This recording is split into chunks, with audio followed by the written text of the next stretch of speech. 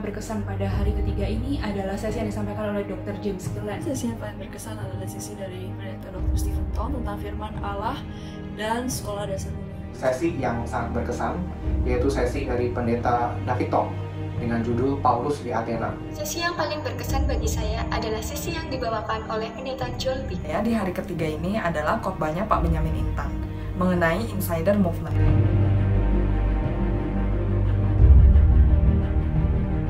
Penginjilan itu lebih daripada perkataan dan juga khotbah kita saja. Tetapi lebih daripada itu, kita harus menjadi terang dan juga garam bagi dunia.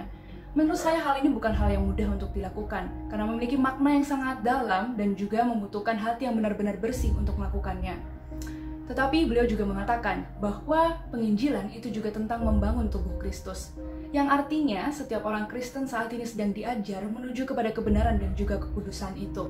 Melalui setiap tindakan dan juga hidup kita, kita dituntut untuk berkembang bukan hanya menjadi baik saja, tetapi lebih daripada itu kita juga harus benar dan juga sesuai dengan panggilan Tuhan. Pak Tong berkata bahwa manusia berada di tengah-tengah yang mutlak atau pasti, yakni wahyu Allah, dan yang relatif atau tidak mutlak, yakni perkataan daripada iblis.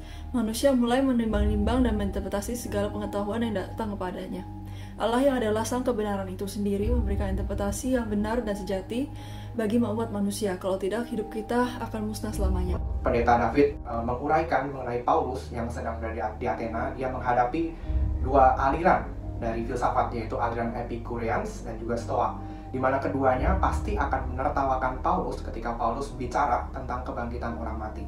Tapi nyatanya Paulus tetap mengkhotbahkan hal itu bahkan dengan lantang, tentu mendapatkan tertawaan, tetapi Paulus tetap melakukannya karena bagi Paulus Injil itu adalah sesuatu yang teguh, yang dia tidak malu atasnya, dan dia percaya bahwa itu adalah kekuatan yang menyelamatkan. Beliau mengatakan mengenai cara kita menghadapi penderitaan sebagai orang Kristen, yaitu dengan 3 kata utama. Ingatlah akan Dia. Kita memerlukan firman Tuhan untuk melihat Dia, untuk bergantung kepada Dia, dan untuk menemukan kehidupan dan kematian kita di dalam Dia.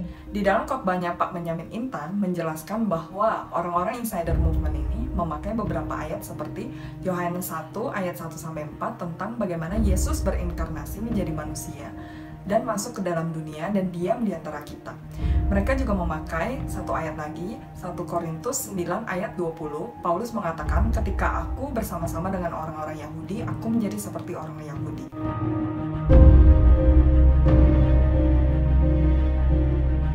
Semua sesi yang ada di Global Convention 2020 ini memberikan hal baru kepada saya. Menurut saya, ini sesuai dengan perkataan Pendeta Edward Oi yang mengatakan bahwa setiap kita sebagai orang Kristen butuh untuk selalu diperbaharui relasinya dengan Tuhan. Dan menurut saya, Global Convention 2020 ini adalah satu kesempatan yang sangat baik untuk setiap kita bisa kembali menyegarkan dan juga memperbaharui serta membangkitkan kembali jiwa kita semua. Setelah sesi ini, pikiran saya diubahkan bahwa usaha filsafat dalam mencari kebenaran, kebajikan, kekuatan, dan penguasaan diri tidak semulia dibandingkan dengan Kristus yang adalah bijaksana, keadilan, penebusan, dan kekudusan kita. Semua pencapaian di dalam agama, moral, dan keilmuan tidak sebanding dengan keselamatan di dalam Kristus. Keselamatan bukan mengenai baik atau jahat, berjasa atau tidak, pengetahuan benar atau salah, kebijakan atau kebodohan, tapi mengenai mati dan hidup. Dari sesi ini saya belajar, saya merasa tertegur karena saya memiliki kecenderungan ketika berdiskusi dengan orang-orang tertentu yang memiliki cara pikir sekuler, saya cenderung untuk mengurangi konten-konten kekristenan tertentu yang sekiranya mungkin dianggap tidak relevan oleh orang-orang sekuler. Dari sini saya mulai memikirkan ulang apakah itu sebetulnya kekuatan dan juga kemuliaan dari berita Injil Kristus.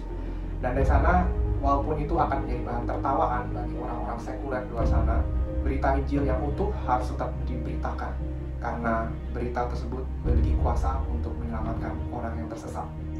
Penderitaan Tuhan Yesus Kristus sangatlah besar apabila dibandingkan dengan penderitaan kita selama hidup di dunia ini. Saya merasakan bahwa penderitaan yang sudah terjadi di sepanjang masa hidup saya tidakkah bisa dibandingkan dengan penderitaan yang Yesus rasakan.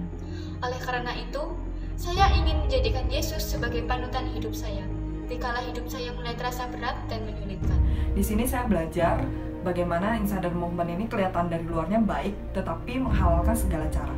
Tetapi Allah kita bukanlah Allah yang menghalalkan segala cara, tetapi Allah kita adalah Allah yang kudus dan yang kekal. Thank you, Global Convention 2020.